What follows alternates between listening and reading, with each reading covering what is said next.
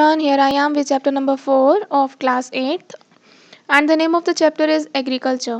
Fine. In this video we'll discuss about economic activities, types of economic activities, agriculture, factor affecting agriculture and farm system. Fine. तो पहले हम यहाँ पर economic activities की बात करेंगे तो इट इज़ क्या है agriculture. Agriculture is the oldest activity of human beings in which edible plants were grown and look after. Fine. तो ये एग्रीकल्चर है, ये सिर्फ कल्टीवेशन से ही डील नहीं करता है बल्कि it deals with the rearing of livestock also. Class agriculture two Latin word से बना है जिसका मीनिंग है eager and culture.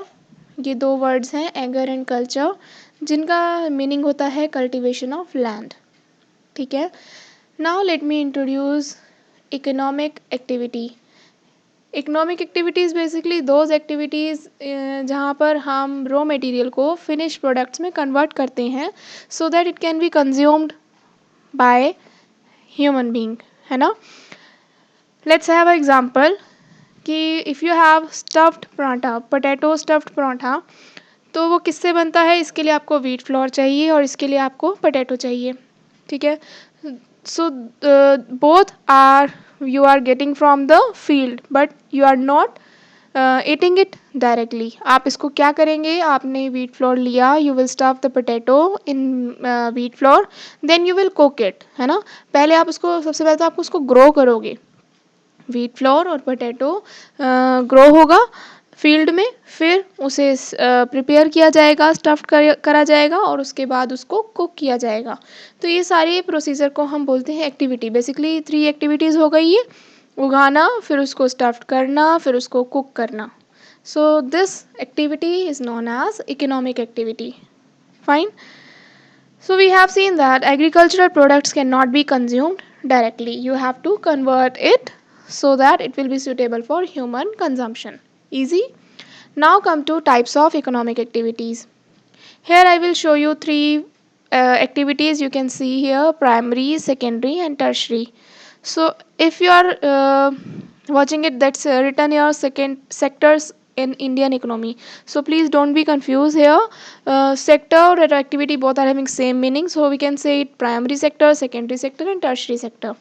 So primary sector जो है वो रिलेटेड होते हैं डायरेक्टली नेचुरल रिसोर्सेज से. फाइन. और जैसा कि लिखा भी है कि एक्टिविटीज़ रिलेटेड टू एग्रीकल्चर, तो फार्मिंग होती है वो नेचुरल रिसोर्सेज से ही होती है. So all these activities related to gathering, extraction and production of natural resources are called primary activities. Basically ये नेचर से जुड़ा होता है. इसका एक एग्जाम्पल लेके चलते हैं. Agriculture, fishing, mining, cattle, rearing and lumbering. Fine. Come to secondary one. Secondary activities basically वो activities होती हैं जहाँ पर raw material को finished products में convert किया जाता है. ठीक है. Activities related to manufacturing industries. जैसे मैं आपको एग्जांपल दूँ कि wheat से बिस्किट्स बनाना, wood से फर्नीचर बनाना, शुगर केन से शुगर बनाना. ठीक है. ये सारी ही एक्टिविटीज़ किस में आती है, हमारी सेकेंडरी एक्टिविटीज़ में. Easy. Now come to tertiary activities. These activities generating services. Services कौन कौन सी कह लो. ट्रांसपोर्ट हो गया, बैंकिंग हो गया, मेडिसिन हो गया, टीचिंग, एडमिनिस्ट्रेशन, ट्रेड. ये सारी ही एक्टिविटीज़ हमारी आती है टर्शियरी एक्टिविटीज़ में. Fine. Now come to agriculture. So I told you it's a oldest activity. It's a primary activity also. तो उसके लिए फैक्टर्स क्या होते हैं. 2 टाइप्स ऑफ फैक्टर्स मैं आपको यहाँ पे बताऊँगी. Number 1 is physical factor, then human inputs. तो फिजिकल फैक्टर्स के कुछ पॉइंट्स हैं that I will explain you. Number 1 is topography. Topography क्या होती है basically. It's a place, it's a major factor है ये दैट अफेक्ट्स द एग्रीकल्चर. ठीक है. जैसे फ्लैट लैंड्स हो गए, प्लेन एरिया हो गए, that will be most suitable for agriculture as the soil gets deposited by the river in this areas. ठीक है. यहाँ की प्लेन एरिया की सॉइल की बात करें वो ज़्यादा फर्टाइल होती है.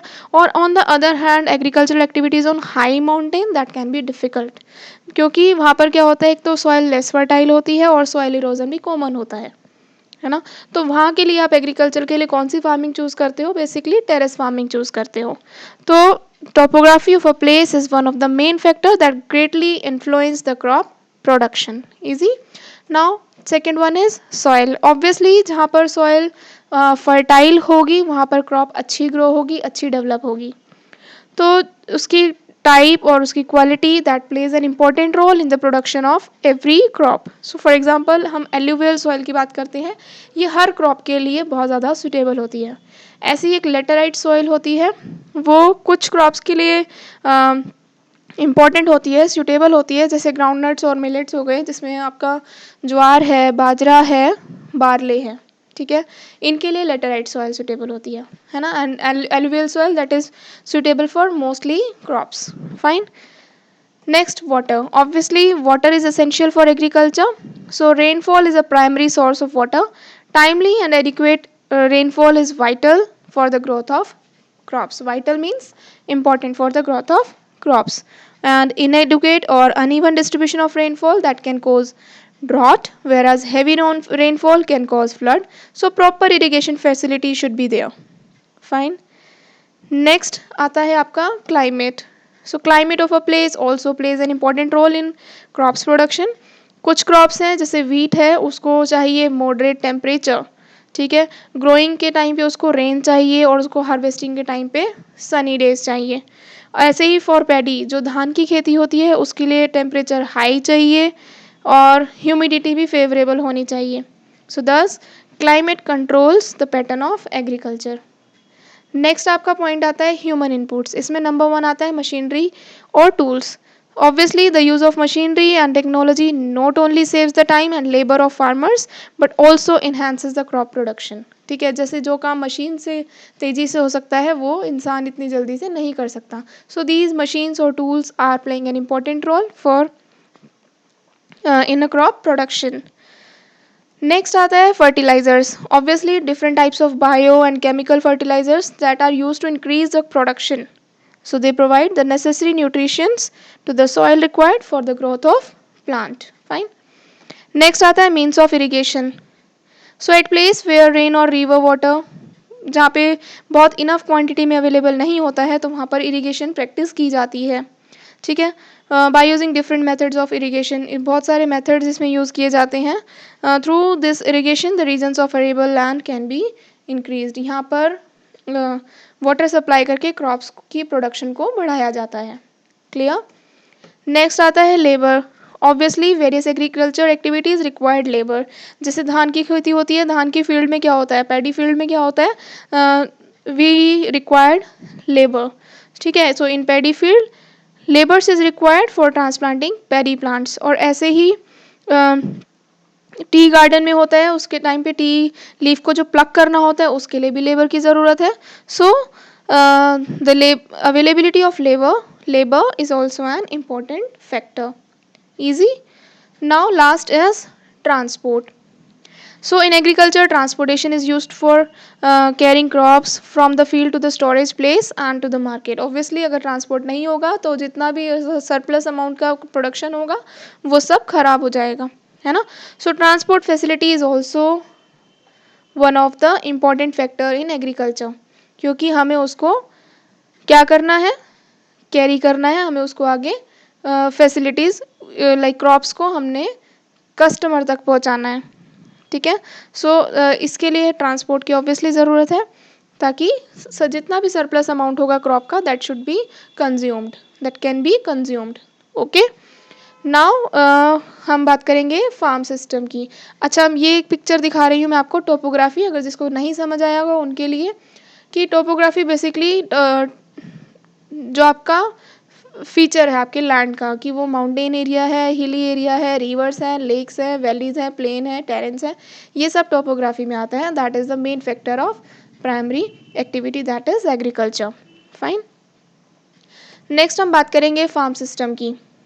फार्म सिस्टम का ये फ्लो चार्ट है, मैंने इसमें इस तरीके से बनाया है but it can definitely come in the form of flow chart. तो नंबर 1 है इनपुट. फिजिकल इनपुट लगता है. फिजिकल में सन, रेनफॉल, वहाँ की सॉयल, वहाँ की topography, mountains, plateaus, plains, that have already discussed, यहाँ से इनको याद रखना.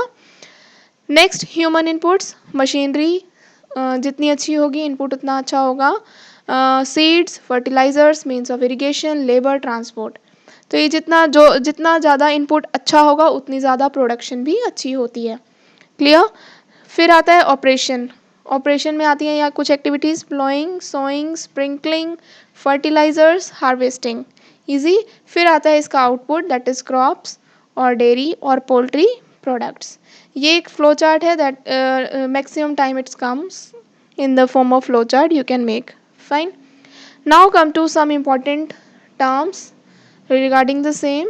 यहाँ पर ये कुछ क्वेश्चंस बनते हैं आपके that can come in the form of MCQs also, इसको ध्यान रखना।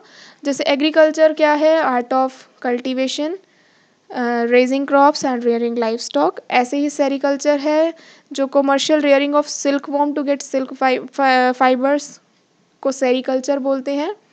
पिसिकल्चर को ब्रीडिंग ऑफ फिश पिसिकल्चर बोला जाता है। Viticulture means cultivation of crops grapes. Horticulture growing vegetables, flowers and fruits for commercial use. सही क्लास, ये कुछ टर्म्स हैं, इनको याद रखना क्योंकि ये बहुत मैक्सिमम टाइम आपके एग्जाम्स में आती हैं। Clear that what is horticulture, what is viticulture, what is pisciculture, sericulture. और इस तरह से भी आ जाता है कि breeding of fish is known as dash culture या विच कल्चर, ऐसे कुछ आता है। इस तरह के क्वेश्चंस बनते हैं आपके। So please take care of it and in next video will discuss about some types of farming or types of agriculture and we'll discuss about some major crops कि उनके लिए कौन कौन सा किस तरह का रीजन चाहिए होता है, क्लाइमेट चाहिए होता है, सॉइल चाहिए होती है, what ever and what how in which area they produce. ये सारी चीज़ें हम नेक्स्ट वीडियो में पढ़ेंगे। Till then please